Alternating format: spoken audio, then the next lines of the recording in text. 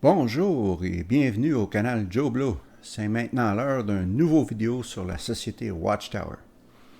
Alors avant de commencer, j'ai reçu quelques commentaires au fil des semaines à propos du son de mes vidéos, que le son n'était pas assez fort, qu'il faut monter le volume au maximum pour l'entendre.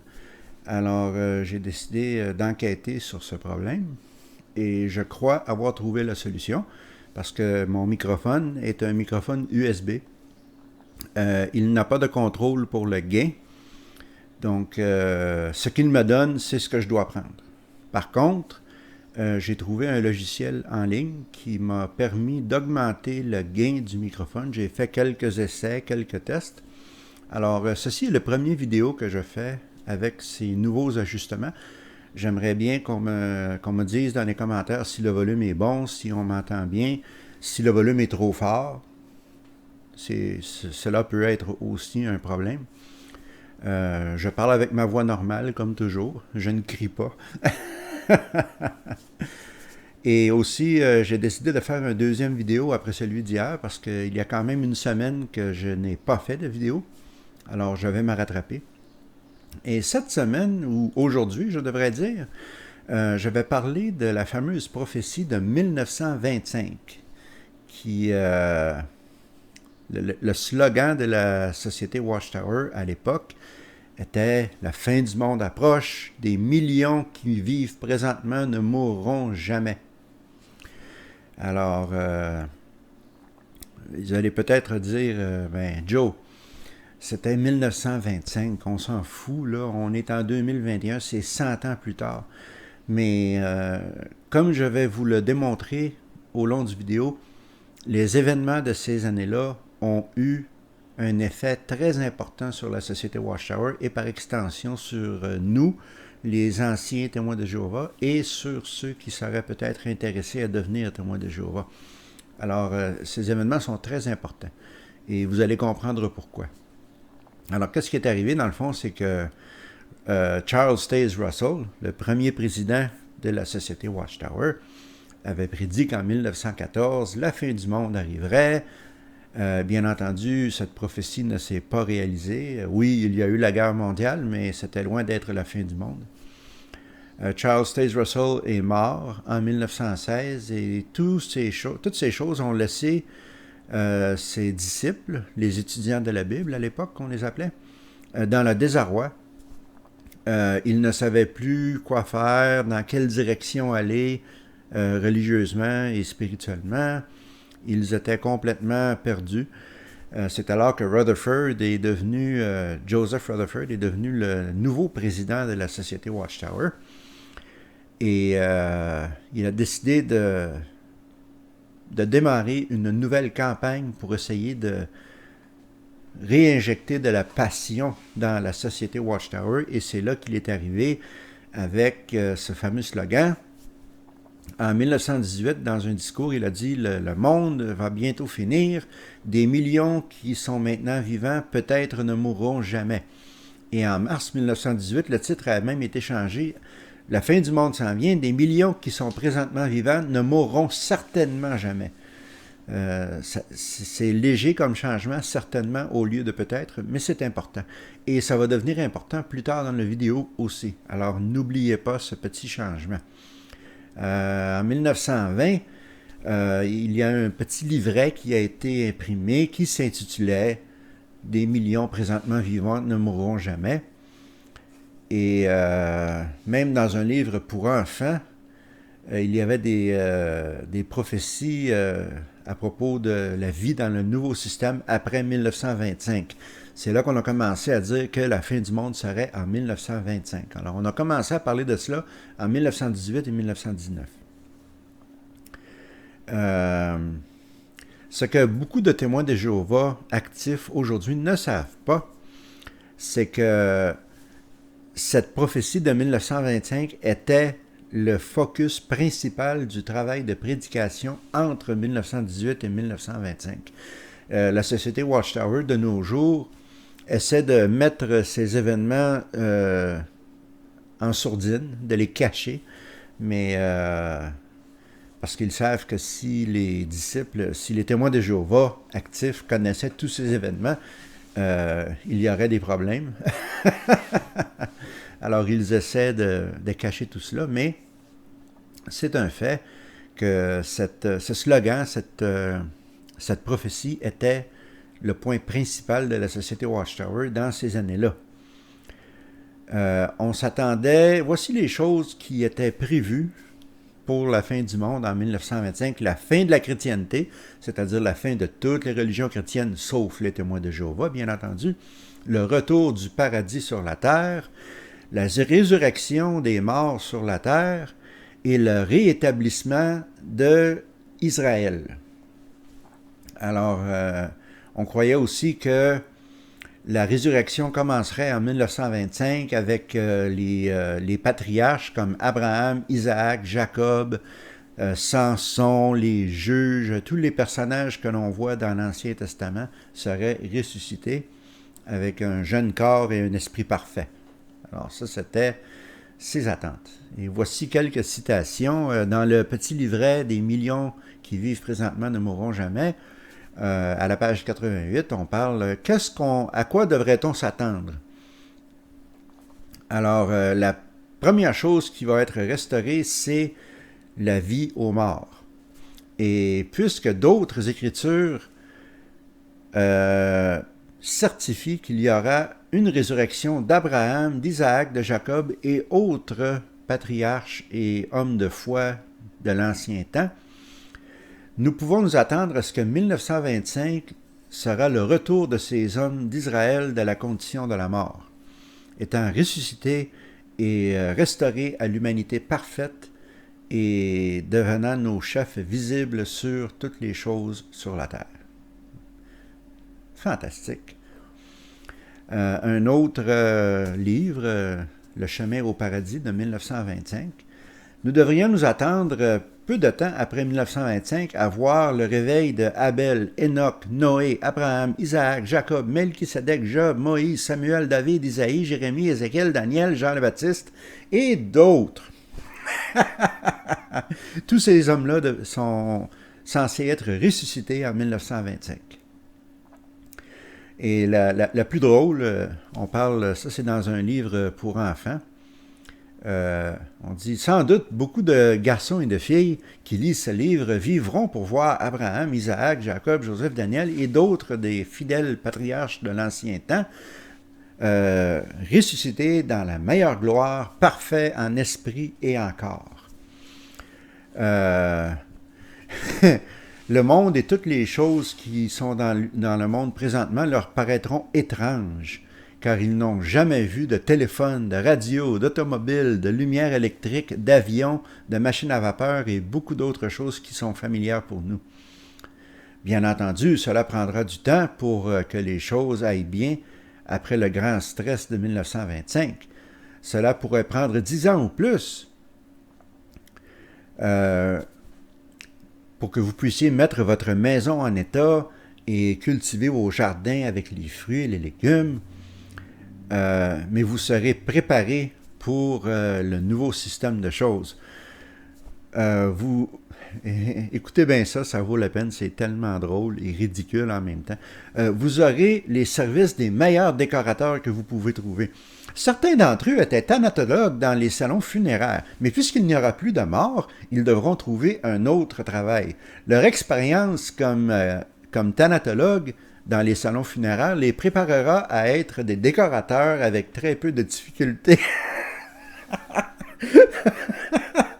C'est complètement... C'en est hilarant. C'est hilarant tellement que c'est ridicule. Vraiment, là, on ne sait pas quoi penser de ce genre de choses farfelues, là. En tout cas, il y avait même un petit livret qui disait aux témoins de Jéhovah de ces années-là comment prêcher 1925 dans le porte-en-porte. Bonjour, est-ce que vous savez que des millions de personnes qui sont présentement vivantes ne mourront jamais? Oui, oui, des millions qui vivent maintenant ne mourront jamais. Le livre postérieur à la vie de Russell, Le mystère terminé, dit pourquoi il y a des millions qui sont présentement vivants qui ne mourront jamais. Et si vous pouvez rester vivant jusqu'à 1925, vous avez des bonnes chances d'être parmi ces gens-là. C'est un fait absolu dans tous les livres de la Bible, prédit par tous les prophètes de la Bible. Quelle affirmation globale. Hein? On voulait vraiment essayer de convaincre les gens que la fin du monde arrivait en 1925. Rutherford a écrit dans La Tour de garde de 1922, cette chronologie ne vient pas de l'homme, mais de Dieu. L'addition de plus de preuves l'enlève entièrement du royaume de la chance dans celui et le transfert dans celui de la certitude prouvée. La chronologie de la vérité présente n'est pas d'origine humaine. Alors ça, c'est Rutherford qui disait que le fait que la fin du monde arrivera en 1925 était une certitude donnée par Dieu. Un autre tour de garde de 1922 aussi, mais au mois de septembre, la date 1925 est encore plus certainement indiquée par les Écritures parce qu'elle était fixée dans les lois de Dieu. En voyant la situation présente en Europe, n'oubliez pas qu'on parle de 1922, ça allait mal en Europe, c'était entre les deux guerres, ok? Alors, en regardant la situation présente en Europe, on se demande combien de temps les choses pourront endurer avant que l'explosion n'arrive, et que même avant 1925, la grande crise sera arrivée et peut-être même passée. Alors, la seule prophétie véridique là-dedans, c'est qu'il y a eu une grande crise. Elle est arrivée en 1929, la crise économique, et après ça, en 1939, la Deuxième Guerre mondiale. Mais la crise qui était prédite par Rutherford n'est pas arrivée. Ça fait du bien un petit peu de café. Alors, on peut se demander où est-ce que Rutherford a pris cette doctrine de 1925? Comment est-ce qu'il en est arrivé à cette conclusion? Eh bien, dans la Bible, dans Daniel 9, 24 à 27, il y a une prophétie qui parle de 70 semaines. 70 semaines ont été déterminées sur ton peuple et sur ta sainte ville pour clore la transgression et pour en finir avec les péchés et pour faire propitiation pour l'iniquité et pour introduire la justice des siècles et pour sceller la vision et le prophète et pour oindre le saint des saints. Depuis la sortie de la parole pour rétablir et rebâtir Jérusalem jusqu'au Messie, il y a 7 semaines et 62 semaines. Ça fait 69 semaines. Il confirmera une alliance avec la multitude pour une semaine. Et au milieu de la semaine, il fera cesser le sacrifice et l'offrande. Et à cause de la protection des abominations, il y aura un désolateur. Alors ça, d'après Rutherford, c'était la fin du système de choses dans le milieu de la 70e semaine. D'après Rutherford, une semaine équivalait à un jubilé, qui est une période de 50 ans dans la Bible. Donc 70 périodes de 50 ans fait 3500 ans. Alors, il a décidé arbitrairement que cette période commençait en 1575 avant Jésus-Christ et finirait donc en 1925. Dans une autre publication, il mentionne que les 3500 ans commencent à partir du moment où les Juifs sont entrés dans Canaan. Alors, comment il sait cela? Nul ne le sait.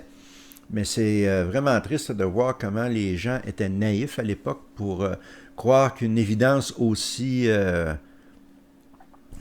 fragile pouvait être absolument vraie. Mais par contre, regardez bien ce qui est arrivé au début de 1925. Alors, Rutherford a commencé à reculer de ces certitudes-là. Il a commencé à dire, il parlait même de 1926. Alors, combien de tout ceci arrivera en 1926 n'est pas clair. Présentement, nous ne trouvons pas de date définie après 1926 indiquée dans les Écritures. Lorsque les étudiants de la Bible ont trouvé 1914 dans la Bible, ils l'ont prêché partout. Mais le Seigneur a laissé le rideau baissé sur cette date jusqu'à temps qu'elle soit arrivée. Dieu avait mis son sceau sur 1914 et le travail a commencé cette année et continue maintenant. Nous trouvons que la date 1925-1926 clairement indiquée dans les prophéties, mais le Seigneur n'a pas encore levé le rideau suffisamment pour que nous puissions voir au-delà de ces dates.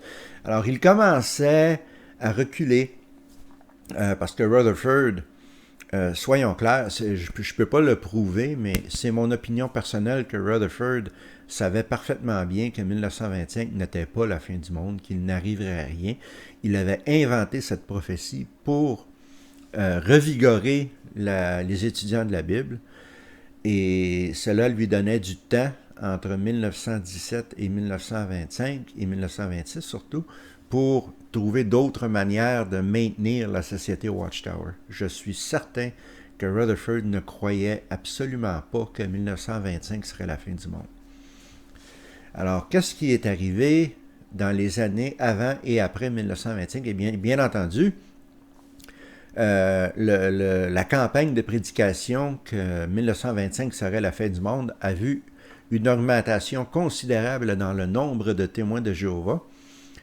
Mais tout de suite après 1925, et que 1925 soit passé sans que rien n'arrive, le contraire est arrivé.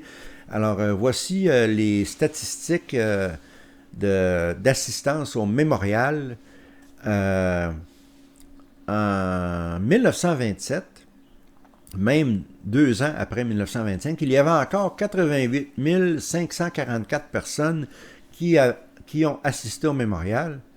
1 an plus tard, en 1928, on avait tombé à 17 380. Alors, c'est une méchante différence, une très grosse baisse. On estime qu'à peu près 75% des témoins de Jéhovah actifs ont laissé la religion. En 1935, le mémorial n'avait que 63 000 personnes qui y assistaient. Alors, ça avait monté, mais pas encore aux chiffres qu'on avait en 1926 et 1927. Ça a pris jusqu'à 1940 pour arriver au même nombre. Alors, je vous montre une photo ici. C'est un graphique qui illustre très bien qu'est-ce qui est arrivé avec l'assistance des mémorials et comment ces chiffres ont varié énormément. Alors, vous voyez, en 1922, il y avait à peu près 32 000 personnes qui ont assisté au mémorial. Ça a monté au fur et à mesure que la campagne de prédication de 1925 avançait. Alors, vous voyez les chiffres dans la rangée à côté, jusqu'à un maximum de 90 000 personnes en 1925. Ça, c'était le summum. Là, ça a commencé à baisser un petit peu. Il y a certaines personnes qui se sont dit, OK, la fin du monde n'est pas arrivée en 1925, mais peut-être qu'elle va arriver en 1926 ou en 1927. C'est possible qu'il y ait une erreur d'une couple d'années. Alors, on va rester patient, on va continuer à croire. Mais là, quand c'était devenu vraiment clair après 1927 que la prophétie était complètement fausse, alors on voit ce qui est arrivé en 1928, ça a dégringolé à 17 000 personnes. Alors, on voit bien là que l'effet de la prophétie manquée de Rutherford a été désastreux sur la société Watchtower. Et plus tard, on va voir qu'est-ce que Rutherford a fait pour solutionner ce problème. Alors, qui étaient les millions de personnes qui ne mourraient jamais? Alors, tous ceux qui sont anciens témoins de Jéhovah, ou si vous regardez cette vidéo et que vous êtes témoin de Jéhovah présentement, vous savez que les millions sont la grande multitude, les gens les fidèles témoins de Jéhovah qui vont survivre à Armageddon et vivre sur la terre. Mais à l'époque, ce n'était pas la croyance. Russell et Rutherford aussi croyaient sincèrement que les gens de la grande multitude représentaient ceux qui étaient loin de l'Esprit Saint et iraient au ciel, et que les millions qui survivraient à la fin du monde étaient tout simplement le reste de la planète qui n'avait jamais entendu parler des étudiants de la Bible ou des enseignements de Jéhovah. Eux seraient les millions qui survivraient à la fin du monde et seraient éduqués personnellement par Jésus et les patriarches pour devenir de fidèles serviteurs de Jéhovah. Alors voilà ce que croyait Rutherford. Mais aujourd'hui, la société Watchtower ne veut pas que ses adeptes sachent ces choses-là, que sachent que les enseignements de Rutherford étaient différents de ceux de la Société Watchtower d'aujourd'hui. Alors, une citation dans la tour de garde de 1963. Le slogan de millions de gens qui ne mourront jamais ne s'appliquait seulement qu'à la grande multitude d'autres brebis. Autrement dit, les fidèles témoins de Jéhovah qui n'iraient pas au ciel, mais qui vivraient sur la terre après Armageddon. Ça, c'est dans la tour de garde de 1963. Et dans la tour de garde de 97, beaucoup plus récemment, dans les années 20, un discours de la Société Watchtower était intitulé « Des millions de personnes présentement vivantes ne mourront jamais ». Ceci était trop optimiste à l'époque. Mais aujourd'hui, nous pouvons dire que cette phrase est véridique. Alors, qu'est-ce que la tour de garde de 97 voulait dire par trop optimiste? La tour de garde insinuait, la tour de garde, la revue de 1997, insinuait que Rutherford et ses disciples, dans les années 20, croyaient que les millions qui ne mourraient jamais étaient tous des fidèles serviteurs de Jéhovah. Mais ce n'est pas du tout ce que Rutherford croyait, je l'ai déjà expliqué. Toutes ces choses que la Société Watchtower dit aujourd'hui au sujet de ces années-là sont fausses. Le message de Rutherford n'était pas que des millions de disciples de la Société Watchtower ne mourraient jamais, mais par contre, les quelques milliers d'étudiants de la Bible s'attendaient tous à mourir et aller au ciel. C'était ça leur attente. À cette époque-là, les millions de personnes qui ne mourraient jamais étaient tout simplement les gens qui n'étaient pas étudiants de la Bible et qui survivraient à la fin du monde et seraient enseignés par Jésus-Christ personnellement. Alors c'est ça, mais la Société Watchtower aime mieux cacher cela pour ne pas induire en erreur, pour ne pas que les témoins de Jéhovah présents d'aujourd'hui comprennent à quel point les enseignements ont changé au fil des décennies. Ils veulent que les disciples pensent que ça a toujours été la même chose. Alors,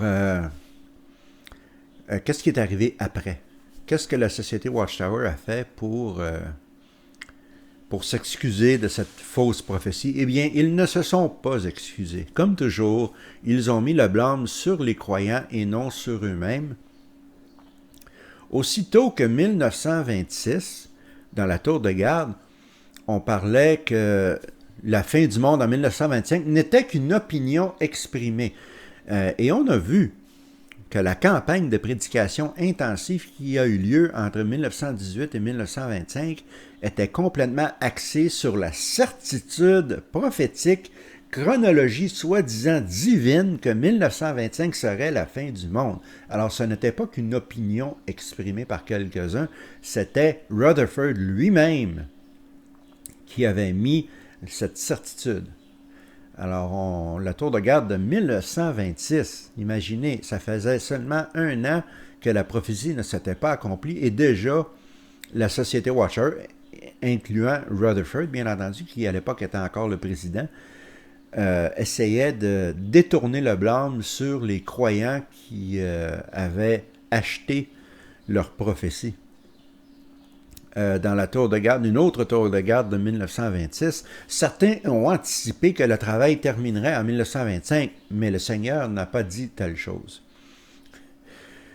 En 1975, au lieu de considérer que c'était une probabilité, ils ont dit que c'était une certitude. Ils ont compris que c'était une certitude en parlant des témoins de Jéhovah, des étudiants de la Bible des années 20. Encore là, on enlève la culpabilité à Rutherford. Et dans la tour de garde de 1993, depuis les années 1870, les étudiants de la Bible servaient avec une date dans l'esprit. Premièrement 1914 et après 1925. Ils ont réalisé après 1925 qu'ils devaient servir aussi longtemps que Jéhovah le voulait, sans date dans l'esprit. Alors encore là, la tour de garde de 93 met le blâme sur les disciples, en disant que c'était les disciples qui avaient ces dates dans l'esprit, mais c'était Rutherford qui avait injecté cette certitude dans l'esprit des croyants. Ce ne sont pas les croyants qui ont inventé ces dates. C'était Rutherford lui-même qui avait certifié que c'était une chronologie divine. La société Watchtower d'aujourd'hui essaie de blanchir cet échec de la prophétie de la fin du monde ou de mettre le blâme sur les membres. Toutefois, et ça c'est vraiment exceptionnel, dans une tour de garde de 1984, vous pouvez aller faire les recherches et la trouver, il y avait une entrevue avec une personne très âgée qui probablement est maintenant décédée, mais qui avait connu Rutherford personnellement. Et voici ce que Rutherford a dit. En 1925, il nous a confessé au Bethel, j'ai fait un idiot de moi-même. Alors Rutherford lui-même a admis qu'il avait fait une erreur, quoique, comme je vous l'ai dit précédemment, je pense sincèrement, je suis convaincu que Rutherford ne pensait pas que 1925 serait la fin du monde. Il s'est servi de cette date arbitrairement. Il a joué avec une couple de versets bibliques dans Daniel pour injecter une nouvelle énergie dans les étudiants de la Bible. Alors, la société Watchtower aussi mentionne que, oh oui, 1925, ça l'a affecté seulement une minorité. Dans le livre qui raconte l'histoire de la société Watchtower, à leur façon, bien entendu, le livre s'intitule « Les témoins de Jéhovah, proclamateurs du royaume de Dieu ». L'année 1925 est venue et est passée. Certains ont abandonné leur espoir, mais la grande majorité des étudiants de la Bible sont demeurés dans la foi. Alors ça, c'est de la bullshit. Mon mot préféré, une fois de plus, c'est de la grosse bullshit, parce qu'on a vu à quel point, premièrement, l'assistance au mémorial a baissé d'une façon précipiteuse, et en plus, il y a au moins la moitié des témoins de Jéhovah, probablement plus, qui ont quitté la religion complètement après l'échec de cette prophétie. Alors que la société Watchtower dise à notre époque que c'était une minorité, c'est de la bullshit. Alors, même plus tard, lorsque la tour de garde de 2010 utilise le mot, lorsqu'on parle je vous ai parlé au début du fameux discours là, qui parlait de millions de personnes présentement vivantes ne mourront peut-être pas, et le titre avait été changé à « Ne mourront certainement pas ». Alors voici ce que la tour de garde de 2010 fait avec ce discours. Ils ont tellement peur que les témoins d'aujourd'hui aient des doutes. Alors je vous montre la photo présentement. Alors voici en haut de la page, l'article de la tour de garde parle de ce discours et dit que le discours entitled « Millions now living may never die ». Ça veut dire des millions de personnes qui vivent présentement ne mourront peut-être pas, mais c'est peut-être, OK? Alors voici, à côté, on voit la photo qu'ils ont mis dans la revue, et c'était la publicité pour le discours de Rutherford. Alors voyez qu'est-ce que ça dit.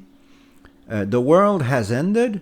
Millions now living will never die. Alors, des millions de personnes vivantes ne mourront certainement pas. Will, c'est certainement, mais c'est peut-être. Alors, même en ayant la photo, la tour de garde a hypocritement changé le mot pour minimiser l'importance de la prophétie de 1925.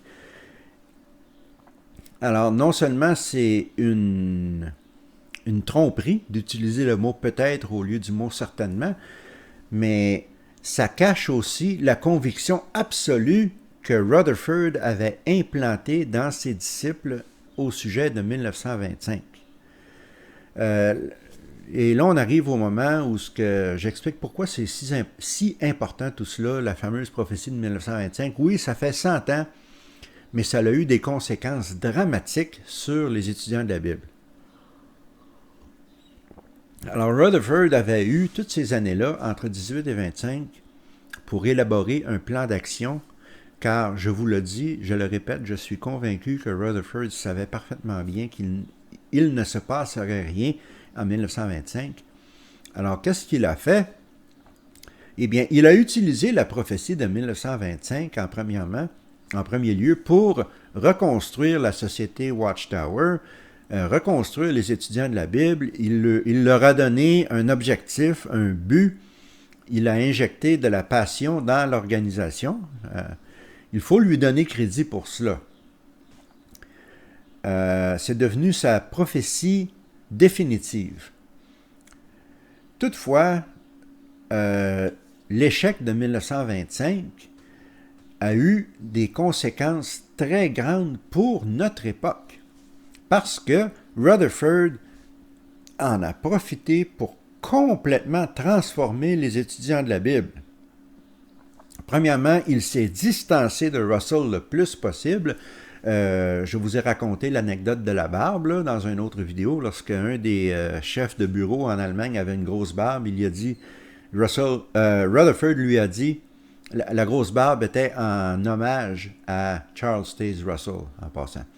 Alors, Rutherford lui a dit, si tu veux avoir les nouvelles machines pour ton bureau central en Allemagne, tu vas te raser la barbe.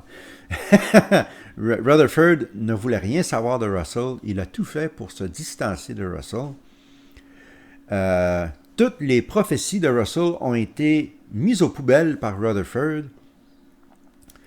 C'est là que l'enseignement de 1919 est sorti, que Rutherford a dit que c'est en 1919 que la société Watchtower, Jésus les a nommés comme étant son seul représentant sur la terre, en impliquant par la même déclaration, que l'époque de Russell était impure et que c'était sous Rutherford que Jésus avait choisi l'organisation. Donc c'était lui qui était pur et Russell était impur. Rutherford a aussi distancé ses disciples de d'autres organisations chrétiennes, de d'autres religions chrétiennes, en disant que toutes leurs célébrations et leurs symboles étaient païens. Alors la croix, c'était païen. Noël, c'est païen. Pâques, c'est païen. On ne célèbre aucune de ces célébrations, c'est fini. Alors, il a vraiment différencié et finalement, même le nom de l'organisation a changé. En 1931, les étudiants de la Bible sont devenus ce que l'on connaît aujourd'hui comme étant les témoins de Jéhovah. L'usage du mot Jéhovah a commencé à être obligatoire. Finalement, en 1935, on a déménagé la grande multitude.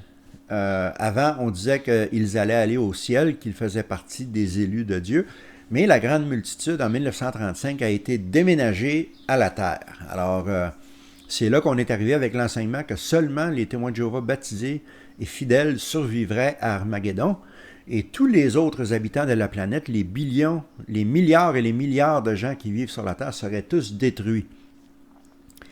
Dieu était prêt à détruire tous ces gens-là, la plupart d'entre eux n'ayant même pas entendu parler de l'organisation de la société Watchtower. Mais qu'est-ce que la Bible dit réellement? Eh bien, la Bible dit que la rançon de Jésus était pour les hommes sans Dieu au temps prévu. Alors, d'après les enseignements de la chrétienté en général, Jésus-Christ est mort pour racheter les péchés de tous les humains, pas seulement des témoins de Jéhovah. Dans 2 Corinthiens 5,14, « Car l'amour du Christ nous pousse, car ceci est ce que nous avons jugé, qu'un homme est mort pour tous. » Alors, la croyance que Rutherford a implantée en 1935, que seulement les témoins de Jéhovah survivraient à Armageddon, enlève complètement tous les bénéfices du sacrifice de Jésus. Même si Jésus est mort pour tous les humains, c'est pas grave, c'est seulement les témoins de Jéhovah qui vont survivre, tous les autres humains vont être détruits éternellement. Ce point de vue vraiment sadique et cruel enlève toute la valeur du sacrifice de Jésus. Mais c'est un point de vue qui est commun à travers la plupart des groupes religieux fondamentalistes, car c'est une bonne manière d'encourager les gens à rester dans leur religion et à ne pas la quitter. Si vous partez, vous allez mourir. Effectivement, c'est ça qu'on dit. Alors, la première échec de 1925 est arrivée lorsque la résurrection d'Abraham, Isaac, Jacob et tous les autres ne s'est pas réalisée. Ça a été le premier échec. Et le temps a prouvé que cette prophétie est fausse au-delà de tout doute, car on parlait de millions présentement vivants ne mourront jamais. Eh bien, en 2014 ou 2015, il n'y avait que 450 000 centenaires qui vivaient sur la Terre. Et aujourd'hui, probablement que les gens qui vivaient à cette époque-là, il y en a peut-être encore quelques-uns qui sont vivants, mais très peu, et certainement pas des millions. Alors, on voit que cette prophétie était fausse depuis le début. Et je voudrais revenir un petit peu sur Rutherford. Je trouve que de tous les dirigeants de la société Watchtower, c'est probablement le seul qui ne croyait à rien de ce qu'il disait. Je ne peux pas le prouver, je n'ai aucune preuve. Mais on a juste à regarder son style de vie. Il était alcoolique, il était adultère, il était matérialiste, il avait des grosses voitures, des grosses Cadillacs, il y en avait 2, 3. Il buvait souvent et beaucoup, il couchait avec d'autres femmes que son épouse. Il était maniganceux et traître car il a accédé à la présidence de la société Watchtower, même si Russell ne voulait pas de lui. Russell a clairement dit dans son testament que Rutherford n'était pas un de ses successeurs possibles. Mais il a manigancé politiquement pour devenir le président. Et lorsqu'il est devenu président, il s'est arrangé pour expulser tous ceux qui s'opposaient à lui. Il les a exclus, non religieusement, mais politiquement, bien. Et même sa fameuse mention à San Francisco, Beth Sarim, il a construit cette mention-là pour vivre dans le luxe. Et lorsqu'on mettait en doute ses motivations, il disait que c'était « Ah non, c'est pas pour moi, c'est pour tous les patriarches qui vont être ressuscités en 1925, Abraham, Jacob. C'est pour eux, moi je fais juste m'en occuper en attendant qu'ils reviennent. » Quel hypocrite! Quel hypocrite! Je suis convaincu, plus j'entends parler de lui, plus j'apprends de choses sur lui, plus je crois sincèrement que Rutherford était un homme cynique, un homme qui ne pensait qu'à sa poche, à son pouvoir, qui n'avait aucune croyance religieuse. Je suis pratiquement certain qu'il croyait probablement en Dieu, mais c'est tout. Et puis, tout ce qu'il voulait, lui, c'était le pouvoir, l'argent, et les femmes, l'alcool, les voitures.